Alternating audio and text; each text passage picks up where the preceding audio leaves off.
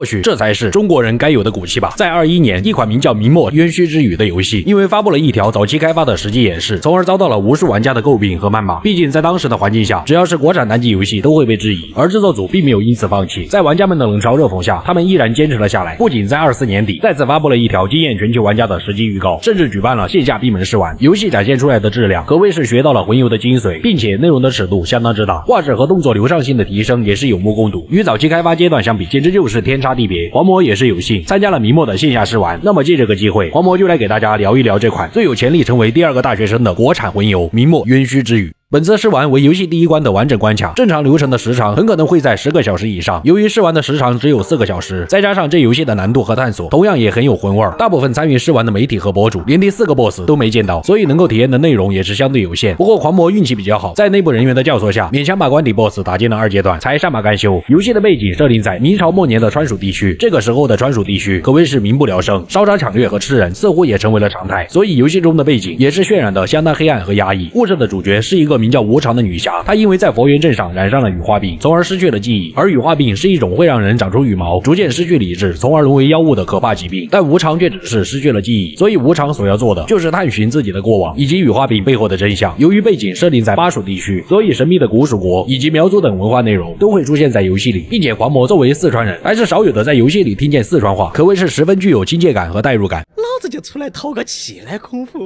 都可以跑到那个程度的样味哦。那么接下来咱们再从各方面聊一聊这游戏的优点。画面大家自然是有目共睹，在虚幻5的加持下，目前的国产单机游戏已然达到了国外3A 大作的水准。从竹林掩映、光影斑驳的山林，到被夕阳覆盖，仿佛镀上了一层金边的寺庙，再到错综复杂、危机四伏的地宫，中国玩家熟悉的北书设计以及巴蜀地貌也得到了很好的体现。人物的服装也设计得十分精美和大胆，玩家可以通过探索和购买等方式获取，并且服装能够幻化，完全不用为了属性去穿自己不喜欢的衣服，配合女主那张极度不正确的脸。部分有条件的玩家可能需要在家长的陪同下游玩。至于战斗系统、角色成长方面，主角的攻击被分为了轻重攻击，每种武器都有自己的轻攻击连招，而重攻击则能够蓄力攻击。如果对自己的身法十分自信，还能够绕到敌人身后打出大一直，从而施展处决。不同的武器也有不同的专属战绩，以及一个能够装备弹反或特殊攻击等招式的通用战绩。除此以外，玩家还能够同时装备4种法术，可以根据不同的情况使用。使用法术和战绩并不是传统的消耗法力值，而是一种名为虚语的能量槽。玩家可以通过平 A 和完美闪避等方式积攒虚语。作为明末的战斗核心，无论是法术和战技还是使用大招都需要消耗虚语，虚语甚至能够让玩家在不用蓄力的情况下快速释放重攻击。与魂类游戏一样，游戏中同样存在篝火这样的神龛，玩家可以在这里存档、刷新敌人、传送、升级人物和武器属性等各种功能都集中在了神龛。而武器方面则被分为了5大类，玩家能够使用神龛中的技能树斗转星语，根据武器的不同点出适合自己的武器流派。不仅如此，还有提供不同属性的饰品和武器附魔，可以说在玩法上已经十分丰富了。当然在难度上也是相当具有魂味的。玩家死亡后不仅会掉落身上的货币，还会积攒一种名为心魔的状态，积累的心魔越多，玩家的攻击力就会越高，但防御也会随之降低。当心魔达到极限，就会有心魔入侵，也就是魂游经典的 NPC 入侵。心魔会攻击玩家，也会攻击敌人，想必上线后一定会有玩家把心魔搞出心魔来。接下来便是关卡探索和 BOSS 战。明末很好的学到了魂游箱体式设计的精髓，无论是大量能够解锁的捷径，还是一路探索后回到来时的路，都在游戏中完美的体现，甚至会捡到意想不到的好东西。游戏内也没有了攻击墙的困扰，但这就免不了被摔死的场面，当然也少不了经典的魂游恶意。所以狂魔鼓励各位观众在上线后一定要多探索，就比如我在误打误撞之下意外捡到了一个叫羽人之类的道具，使用后给我加了10万货币，拿着这笔横财买东西再也不用考虑价格，就连等级也直接干到了35级。不过升级太快也不是好事，虽然面对小怪和精英怪可以数值碾压，但面对 BOSS 该受的苦还是跑不掉。在本次试玩中，狂魔一共遇到了7个 BOSS， 大部分 BOSS 的设计都极为惊艳，其中有一边上戏一边攻击玩家的头陀，他手里的禅杖不仅势大力沉，攻击范围还广，到了2阶段更是会将禅杖复活，给你来一出非遗表演打铁花。